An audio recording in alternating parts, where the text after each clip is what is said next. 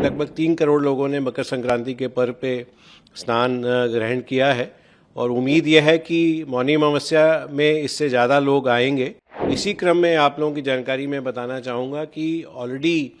Training के अलावा mock exercises भी ऑर्गेनाइज की गई हैं। पहले पिछले महीने भी की गई हैं, इस महीने भी जनवरी के पहले सप्ताह में की गई हैं। कोई भी घटना अगर होगी तो हम लोग तुरंत रिस्पॉन्ड करेंगे और वहाँ पे जाके हम लोग कोशिश करेंगे कि जनहानि बिल्कुल भी ना हो। मैं आज आपके सभी दर्शकों को बताना चाहूँगा कि ये जो महापर्व है इसके लिए हम लोग पूरी तरीके से तैयार हैं। हमारी 20 टीमें वहाँ डिप्लॉयड हैं और डिप्लॉयमेंट का मतलब सिर्फ यही नहीं है कि वो डिप्लॉयड हैं, उनकी हम लोगों ने एक्सटेंसिव ट्रेनिंग कराई है और हम लोगों ने वहाँ समय से पहले पहुँच के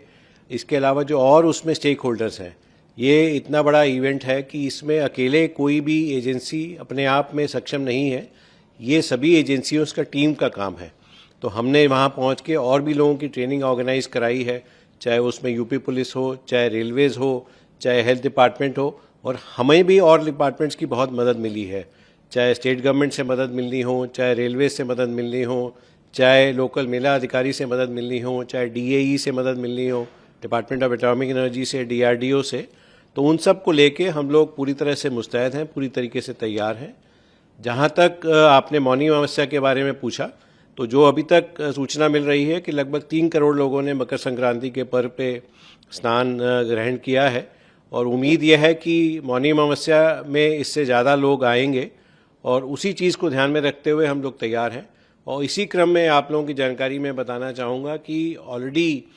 ट्रेनिंग के अलावा मॉक एक्सरसाइजेज भी ऑर्गेनाइज की गई हैं। पहले पिछले महीने भी की गई हैं, इस महीने भी जनवरी के पहले सप्ताह में की गई हैं, जिसमें सारे जो एजेंसीज जो उस मेला में इन्वॉल्व हैं उन सब ने मिलकर जो विभिन्न सिनेरियो संभव हैं उसके लिए हम लोगों ने तैयारी की है। और बिल्कुल हम लोग पूरी तरीके से तैयार हैं कि कोई भी घटना अगर होगी तो हम लोग तुरंत रिस्पॉन्ड करेंगे और वहाँ पे जाके हम लोग कोशिश करेंगे कि जनहानि बिल्कुल भी ना हो। जिस तरह से जानकारी मिली थी कि स्पेशली डाइवर्स को ट्रेन किया गया है कि अगर मान लीजिए लोग वहाँ पे डूबते हैं या वहाँ पे फैसिलिटी प्रोवाइड की जाए। ये एक बार पहली बार हम लोगों ने ये किया है जिसमें कि ये कोई भी जब डिज़ास्टर सिचुएशन होती है, क्योंकि जहाँ एक वाटर बॉडी है तो वहाँ पे वाटर डिज़ास्टर की संभावना बहुत ज़्यादा होती है। तो ये संभावना हमेशा रहती है कि अगर श्रद्धालु आ रहे हैं, वो स्नान करने के समय उनका पैर स्लिप हो गया या बोट पे चल रहे हैं तो उससे स्लिप हो गए, तो जब तक एनडीआरएफ पहुँचेगी तब तक समय लगेगा। तो ये हुआ कि जो जितने भी नाविक हैं, वहाँ 6000 से अधिक नावें रहती हैं, तो नाविक ज़्यादातर जो हैं वो अच्छे स्विमर्स होते हैं। बट ये हम लोगों ने एनालाइज़ किया कि एक अच्छा स्विमर होना और उसके बाद जान बचाने में थोड़ा एक्स्ट्रा ट्रेनिंग की ज़रूरत है। तो ये हम लोगों का इनिशिएटिव रहा है कि उन जो नाविक हैं, जो बेसिकली बोट चला रहे हैं, बोटमैन हैं, उनको हम लोगों ने करीब 1300 लोगों को ट्रेन किया है, ताकि वो अगर गॉड फॉरबिड, ईश्वर ना करे, किसी की बोट से कोई आदमी नीचे स्लिप हो जाए तो तुरंत जाके उसको रिस्पॉन्ड कर सकें और उस व्यक्ति को बचा सकें। तो ये एक बार हम लोगों ने किया है। दूसरी चीज़ अगेन जो हम लोगों ने की है, हम लोगों ने इस बार हायर कैपेसिटी जो बोट्स हैं, वो जो हमारे पास जो थी, इससे पहले 30 हॉर्स पावर की हम लोग मोटर्स की बोट इस्तेमाल करते थे, इस बार हम लोगों ने 40 हॉर्स पावर की मोटर की बोट जो है खरीदी हैं